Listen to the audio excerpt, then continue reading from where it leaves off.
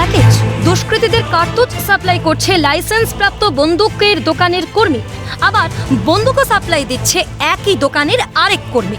ক্যানিংয়ের জীবনতলা থেকে কার্তুজ উদ্ধারকাণ্ডে চাঞ্চল্যকর তথ্য সামনে এলো।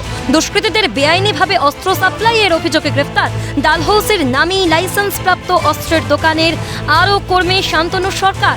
সব মিলিয়ে এই ঘটনায় গ্রেফতার 6। রবিবার রাতে দক্ষিণ 24 পরগনার চম্পাহাটের খ্রিস্টান পাড়ার বাড়ি থেকে শান্তনুকে গ্রেফতার করা হয়। কার্তুজ কাণ্ডে গ্রেপ্তারি বেড়ে দাঁড়ালো 6। ঠিক যেখানে দাঁড়িয়ে রয়েছি চম্পাহাটিতে শান্তনু সরকারের বাড়ি। এই শান্তনু সরকারকেও ইতিমধ্যে গ্রেপ্তার করেছে রাজ্য পুলিশের এসটিএফ।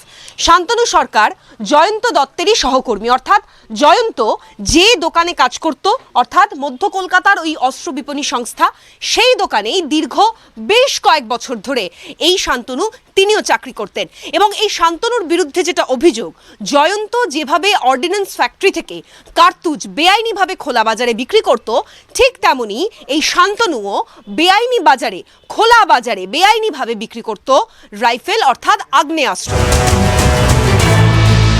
বেঙ্গল এসটিএফ সূত্রে খবর, কার্তুজ কাণ্ডে ধৃত ফারুক মল্লিকের কাছ থেকে একটি দোনলা বন্দুক উদ্ধার হয়। সেই সূত্র ধরে জেরায় জানা যায়, দোনলা ওই বন্দুকটি ডালহৌসির লাইসেন্স প্রাপ্ত বন্দুকের দোকান থেকে বেআইনিভাবে বিক্রি করা হয়েছিল। বন্দুক বিক্রির নেপথ্যে ছিল শান্তনু। সেই সূত্র ধরেই গ্রেফতার শান্তনু।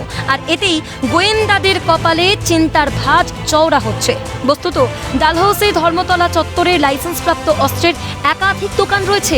এই অবস্থায় প্রশ্ন উঠছে, বৈধ অস্ত্রের দোকান থেকে বন্দুক কার্তুজ পাচারের র্যাকেটে কি অন্যান্য দোকানগুলিও যুক্ত?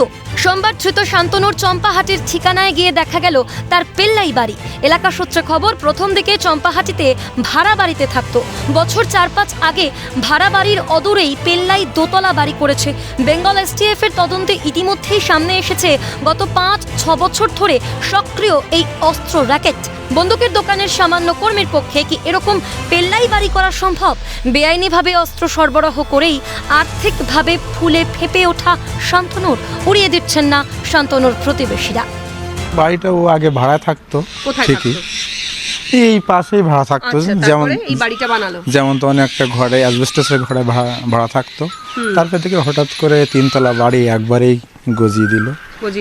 একদম 70 থেকে 80 লাখ টাকা দাম আছে টোটাল। এই জায়গায় যারা সার্ভিস বা অন্য অনেক পয়সার লোক এখানে জায়গা কিনে এত বড় বাড়ি একবারে করা যেটা সম্ভব নয়। সন্দেহ জেগেছে, কিন্তু আমরা সাধারণ মানুষ যাওয়া আসা করছি, দেখছি কাকে কি করবো, হয়তো তার কোথাও কোনোভাবে এসছে, তাকে তো বলতে পারি না। ধৃতের পরিবার সূত্রে খবর, গত 20-21 বছর ধরে ডালহৌসির লাইসেন্সপ্রাপ্ত বন্দুকের দোকানে কাজ করত শান্তনু। ছেলে কোনো রকম খারাপ কাজের সঙ্গে যুক্ত, মানতে নারাজ শান্তনুর মা। বারুইপুর থানার অন্তর্গত চাম্পাহাটি সাউথ গড়িয়ার খ্রিস্টান পাড়ার এই বাড়ি থেকেই গ্রেপ্তার করা হয়েছে শান্তনু সরকারকে, যিনি কিনা 2004 সাল থেকে কলকাতার একটি বন্দুকের দোকানে কাজ করছিলেন। এবং সেই জায়গা থেকে তার পরিবারের লোকজন জানাচ্ছেন যে রাত 11টার সময় গতকাল তাকে এখান থেকে নিয়ে গিয়েছে এসটিএফ, কিন্তু কি কারণে তাকে নিয়ে গিয়েছে পরিবারের লোকজন জানাতে পারছে না। জানি না তো। এই যে কতদিন ধরে কাজ করতো মাসিমা? 2004 থেকে। 2004 থেকে? হ্যাঁ। মানে কি কারণে নিয়ে গেছে কিছু বলেছে? না, সেটা কিছু বলেনি। কি কাজ করতো? ছেলে এনসিদাতে কাজ করতো।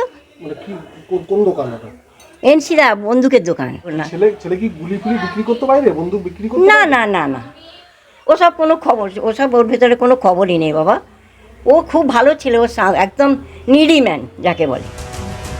কার্তুজ কাণ্ড সামনে আসার পর ডালহৌসির লাইসেন্সপ্রাপ্ত অস্ত্রের দোকানের স্টক রেজিস্টার মিলিয়ে দেখেন বেঙ্গল এসটিএফ এর কর্তারা। সূত্রের খবর, স্টক রেজিস্টারের সঙ্গে মেলেনি কার্তুজ ও বন্দুকের স্টক। এই অবস্থায় জিজ্ঞাসাবাদের জন্য সোমবার সকালে ডালহৌসির নামী অস্ত্রের দোকানের মালিককে তলব করা হয়েছিল। কত দূর তলিয়ে অস্ত্র র্যাকেটের জাল, জড়িতই বা কারা, সব দিক খতিয়ে দেখছে বেঙ্গল এসটিএফ। ক্যামেরায় জনি মণ্ডলের সঙ্গে অভিরূপা সাহা, তমাল সরকার ও শুভদীপ মান্নার রিপোর্ট, ক্যালকাটা নিউজ।